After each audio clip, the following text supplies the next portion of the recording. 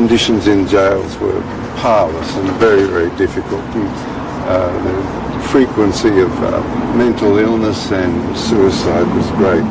Then the argument surrendered to around First Amendment conditions. The First Amendment is free speech, and this is very important in the United States. So the prosecutor argued that they didn't contravene First Amendment and didn't endanger First Amendment into the future, whereas the defence demonstrated clearly that the entire indictment would actually allow somebody to be arrested for reading the paper.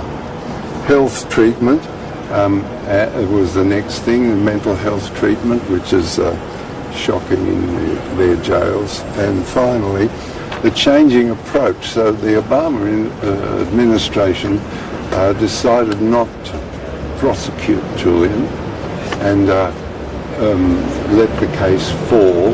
And upon the Trump administration coming in 2016, in 2017 in April,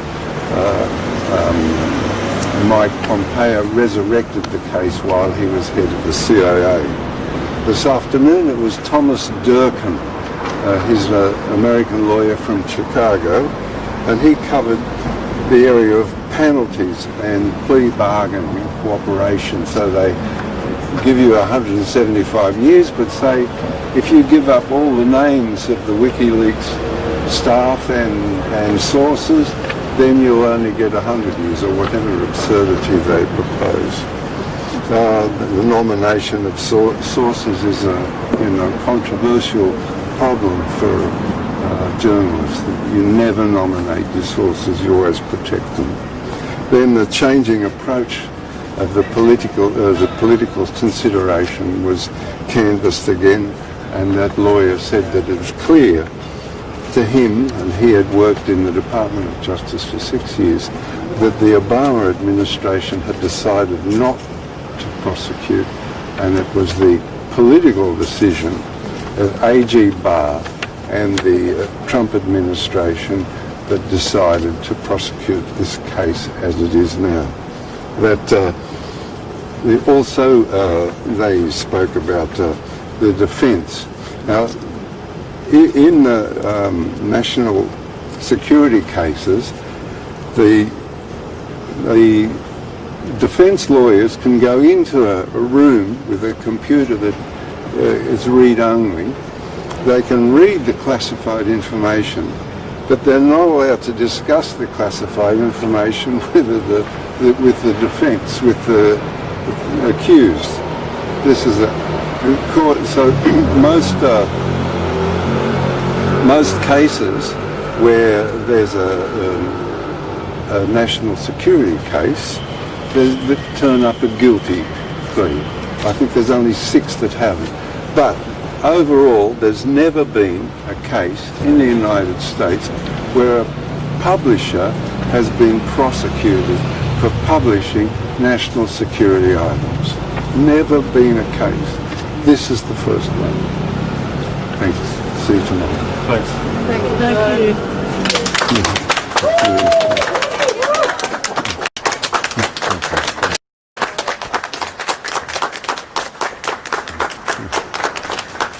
Oh, geez, Christ, that made me nervous. So, when we see you again.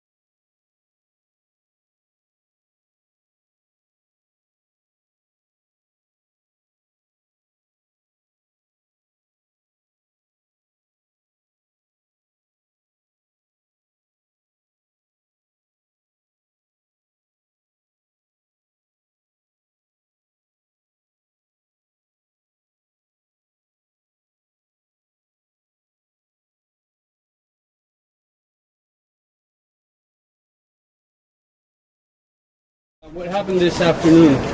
Well, we had an evidence for a very experienced attorney at law in the U.S. who basically established, based on his decades of experience, what kind of treatment Julian would expect if he's extradited. And the bottom line in his testimony was that Julian Assange would not get a fair trial and justice in the United States. And he argued that in his long testimony and cross-examination. For example, he mentioned the mere fact that it is known that the indictment will be based upon classified documents, and Julian Assange will not have access to those documents. His lawyers will be able to ask for access and get access in a very limited way. They have to go to a certain place and be in a certain room to review those documents. Will be laid out in the case, but they will not be able to discuss these documents and what they reveal to the client, to Julian. So that's supposed to show what kind of a trial and what kind of justice Julian could be facing on the other side. He also mentioned, of course, the frame and confirm what we heard before, that he is likely to face up to life imprisonment and spend the rest of his life in jail in the United States. And it is, in his view, as an attorney and a defense lawyer for all this time, that I believe he said minimum sentence would be, and according to sentencing guidelines, would be around 40 years. But that's minimum, and maximum being, of course, the rest of his life in prison. We saw the tactics again being used by the prosecutor, where he was saying you don't have access to Julian's defense, you don't have access to the prosecution's evidence. Well, the cross-examination tactics we're getting familiar with that, trying to undermine the witnesses, trying to discredit them in every fashion. And you got questions like, do you have any direct access to officials in the Justice Department? Do you have first-hand knowledge of what they are thinking and what they are planning? And of course, the answer is obvious. This witness today and previous witnesses have been basing their opinion on publicly available material and their long experience, articles from distinguished journalists in prominent publications in the United States, where they cite sources, where they cite even named sources from the Justice Department, etc. So it is a tactic which I don't find very convincing. It is an attempt to derail the witnesses and discredit them in any possible way. Thank you very much. Cheers. Thank you, Christian. Thank you.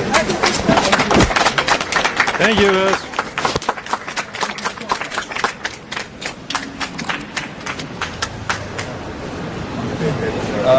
Do you happen to have Taylor's card here? SD card?